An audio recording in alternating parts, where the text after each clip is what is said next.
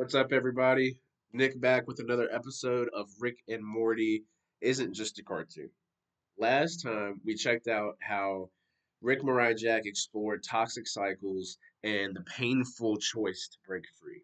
This week, we're going all the way back to season one, episode six, with one of the more haunting episodes of the entire series, honestly. Rick Potion number nine. At first, it does seem like another silly classic Rick and Morty episode. By the end, it becomes one of the most darkest and emotionally devastating episodes in the show. So, if you need a little refresher for the episode, or if you have not seen it in general, in Rick Potion 9, or Rick Potion number 9, excuse me, Morty asked Rick to make him a love potion for his long tenured crush that he's had throughout his time at school, Jessica. And so Rick, he does this easily, being the mastermind that he is. But it became a problem when it became flu season. And so the potion spreaded not only to Jessica, who had the flu, but then the flu spread the entire school, and then the potion spread with the flu to the entire school, and then from there I can guess that it went to the entire planet. And so everyone becomes obsessed with Morty. To fix this, Rick adds DNA from other animals such as a praying mantis, I believe. Yeah, and but every solution it ended up making things worse. People they mutated into these like disgusting, horrible looking creatures that they referred to in the show called uh, as Cronenbergs. Uh, for once, though, as you realize as you're watching it, Rick, who seems to be the smartest man in the universe, can't fix what he started. The entire world becomes unrecognizable. And instead of taking responsibility for his actions, which, is a given, which he should be, Rick does something shocking. He takes Morty to this alternate dimension where they have actually solved the problem with the Cronenbergs. They have taken care of the issue. But in that universe, they arrive at the exact moment that the Rick and Morty in the universe that they have just arrived in have accidentally died due to an explosion.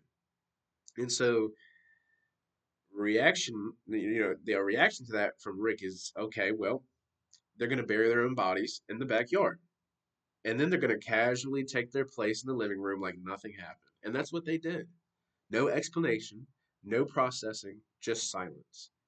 And honestly, watching the back end of that episode, it was kind of like it had my mouth open a little bit just watching how Morty was reacting to all of this. It you could really feel like the gut wrenching pain that he felt walking from that garage, walking from the backyard to the living room.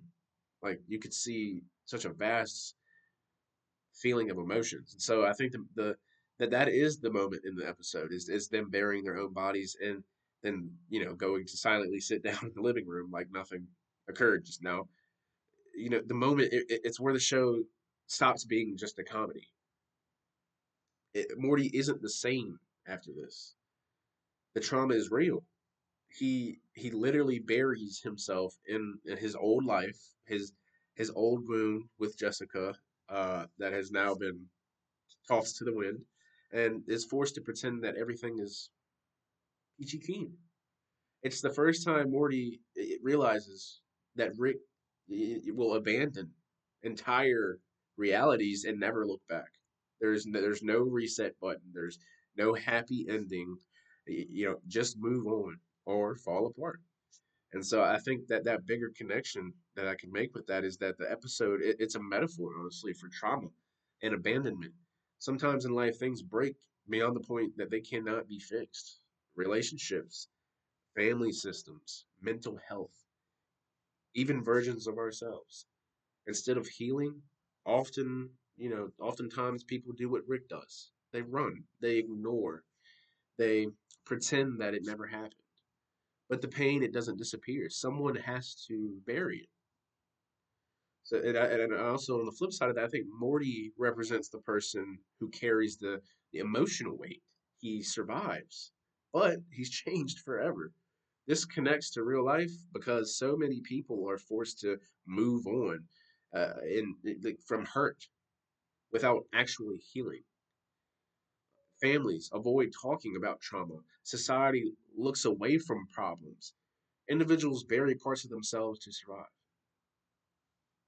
Rick Potion number 9, it really does honestly ask a brutal question. Is moving on the same as healing, or is it just an emotional numbness?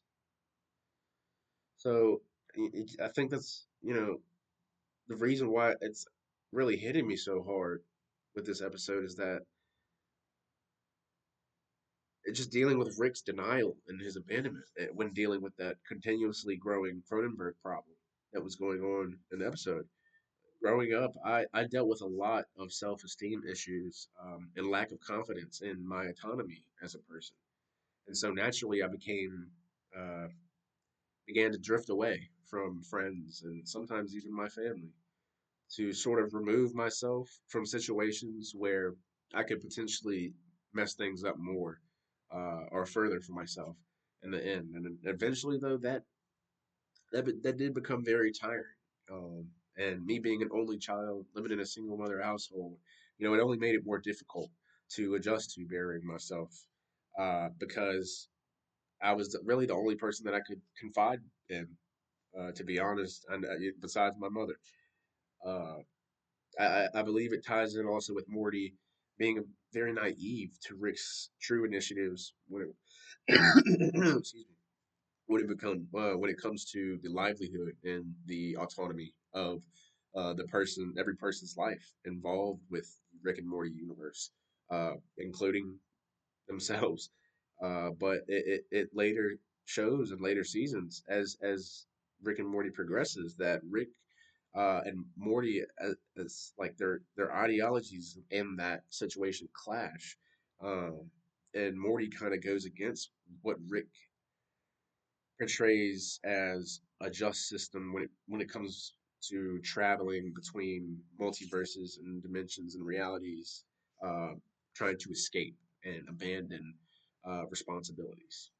And so, yeah, um, it's just weird. It's not another weird episode. It's the moment that the show kind of steps up and reveals its true heart, and it's about trauma, abandonment, and how pretending to move on doesn't always mean that you've necessarily healed. It's so. What do you think? Is it sometimes necessary to bury parts of yourself to survive, or does ignoring does ignoring the past cause even more damage? So yeah, I will be back next week, where we'll be discussing the wedding squanchers and the theme of sacrifice versus self-destruction. In that episode, Rick he makes a huge decision that can seem like an act of love, but it might actually be another form of self-destruction. And so trust me, this one is it's gonna be a deep one. So I'll be looking forward to it. I hope y'all are too, and have a good one. God bless.